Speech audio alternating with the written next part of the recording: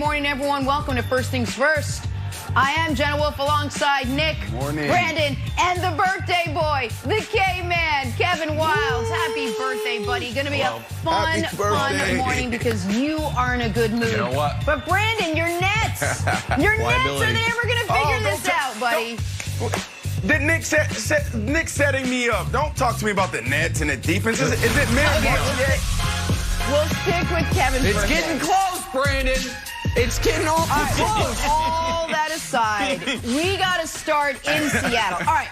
So yesterday, guys, we're out here. We're doing the show. Yada, yada. Boom. Brandon drops a bomb. Russell Wilson might be on his way out of Seattle. What? He said the Seahawks received calls for Russ the last couple of days. Then we heard reports Russ is ticked off about the way his team's protecting him. Strap in, folks. This story's taking flight. Here is Russ yesterday on the Dan Patrick Show. Listen to this. Yeah, I definitely believe they're getting calls for sure. I think that, I think anytime you're, a player that, tries to produce every week and has done it for, consistently, I think people are going to call for sure. And I think it's part of the process. Yeah, but you're a franchise quarterback. You're a Hall of Fame quarterback. You're not available, are you? Well, I'm not sure if I'm available or not. That's a Seahawks question. But I think more than anything else is, I think at the end of the day, you want to win. You play this game every day to wake up to win. You play this game, to be the best in the world. I hate sitting there watching other guys play the game. There's nothing worse. By the way, you looked miserable at the Super Bowl watching. Yeah, there's a picture of Sierra and Roger talking. I'm sitting there pissed off. I'm watching this game, wishing that I was in there playing. Brandon, you said the same thing. Watching him at the Super Bowl, he really did. He looked distracted. He looked miserable, as Dan said. How close do you think the Seahawks really are to losing Russell Wilson? Yeah, we talked about this a couple of weeks ago, and I said Pete Carroll is on the verge of botching the Russell Wilson era. Like, he really is. You think about the Legion of Boom. That was that era. And once you dismantle that team and you give the ball solely to Russell Wilson, now you're saying lead us. And when you have a Hall of Fame quarterback, you can't ask this guy to hand the ball off on first and second, third down. You can't continue to go draft after draft after draft and not building up that offensive line. You have to give him everything he needs to be successful. This is really interesting. That interview he did with Dan yesterday was interesting because we've never seen this part of Russell, Nick. We've seen Russell Wilson, the husband. We've seen Russell Wilson, the business, the father. We've seen Russell Wilson, the teammate. We've never seen Russell Wilson, the businessman. Every interview Russell has ever done was always buttoned up. It's always, let me try to figure out how I can eliminate the distractions. What he did right there was actually peel back the curtains and say, look, I am frustrated. Yep. Every interview he's ever done always ended with "Go Hawks, go Hawks." Go Hawks. That wasn't that.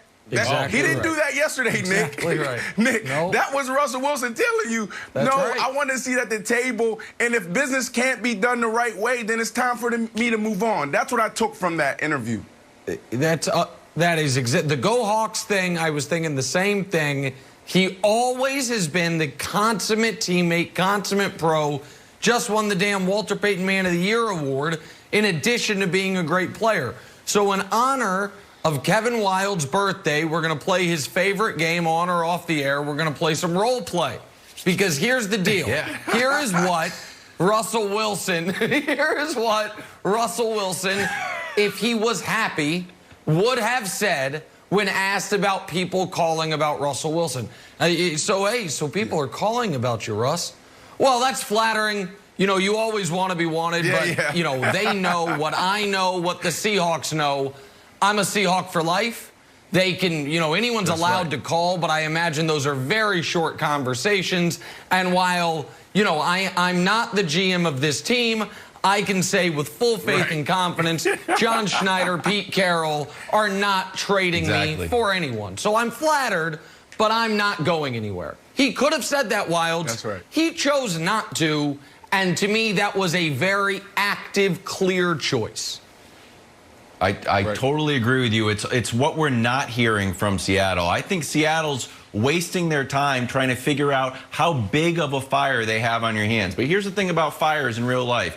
Whether you got a little campfire and a spark jumps out and set a little bit of the grass on fire, or your house is ablaze in a raging inferno, guess what? The fire department sends the same fire truck because they don't want any fire whatsoever. Get the Dalmatian out of the way. We're showing up. We're putting it all out. Seattle is not doing that. Like, well, is this a little thing? Is this a big thing? Figure it out, fellas, because whether it's the personnel, whether it's the protection, whether it's the offensive philosophy, you got a fire on your hands. You need to put it out. And I know the nerds are going to be like, try to find an argument why this is okay to entertain. Like, well, when you look at the cap hit and when the financials are down because of the COVID-19 crisis, we didn't have people in the stands. Actually, now the percentage of his cap, and if you win a Super Bowl, like, they're all contested. I don't care. I don't care. Figure it out. The guy won you a Super Bowl, Nick, and he made 700 grand. So if he's making a lot now and he's eating up your cap, so be it. You got a fire. You need to put it out by any way you can. But wait. There's another layer here from that interview yesterday. Russ also talked about wanting to be more involved in piecing together the roster around him. If he's going to cook, he wants a hand in picking the ingredients. Listen to what else he had to say here. Are you involved in personnel decisions? Have you been involved in personnel decisions? Not as much. I don't, I think that, do you want to be involved, Russ? Yeah, I think it helps. I think it helps to be involved more.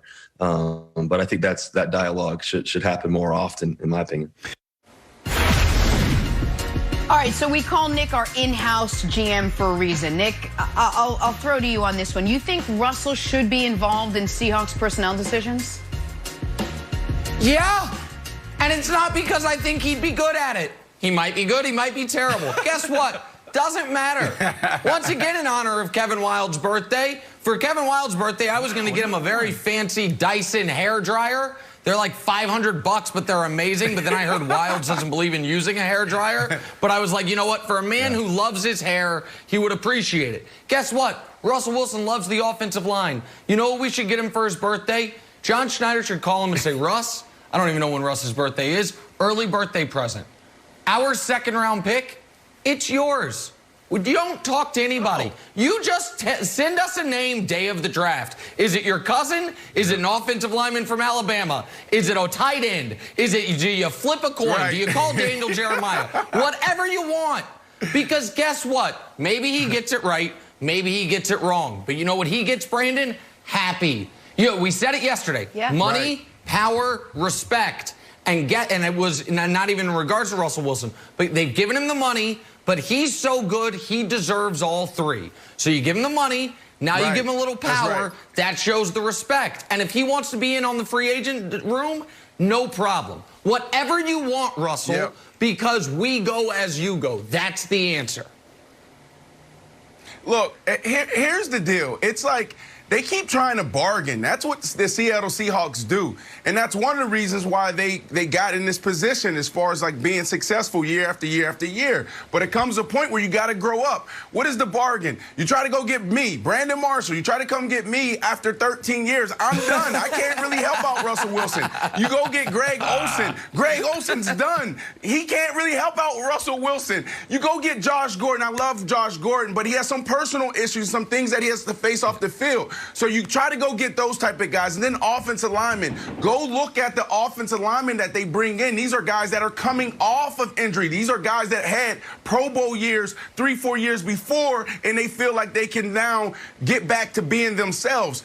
They have to make it a priority to give Russell exactly what he needs. This is a guy that's saying, I want to win now. So to answer your question, should he be a part of it? Yes. There's a few guys that should have a seat at the table. Not everyone are quarterbacks, but when you add so much value to an organization, you should be a part of it. Jay Cutler in Chicago, hell, I was walking in the building one day and I saw Jay Cutler in the offseason walking out, and I'm like, what are you doing here? He said, well, I just sat down with Coach Mark Trestman. I sat down with Bruce Arians. I sat down with Todd Bowles. So I was a part of the interview process. That blew my mind. That was the first time that I saw a player have a seat at a table that big. So Russell Wilson, and Brandon, here's the issue is that, here's the issue, and I'll give it to you. The issue is this. It's you know, you'll come to me when you know, and give me a seat at the table when you want to bring in Greg Olsen. But then you're not really listening to me when we're talking about guys that may cost 8, 9, 10 million. Now you're saying, oh, Russ, we don't know if we can do that right now. And that is the problem. And just very quickly, there's precedent for this. For a younger quarterback, what did the Chiefs do before they sent in their 32nd pick of the draft? They called Patrick.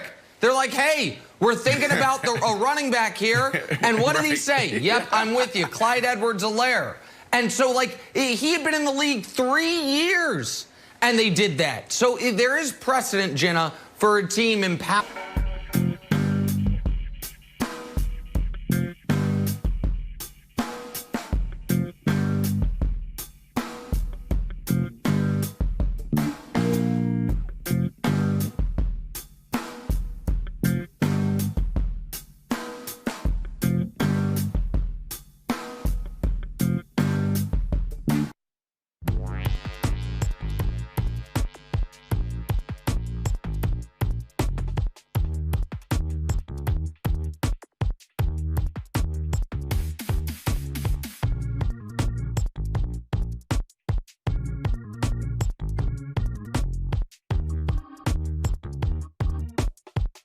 But, you know, they know what I know, what the Seahawks know.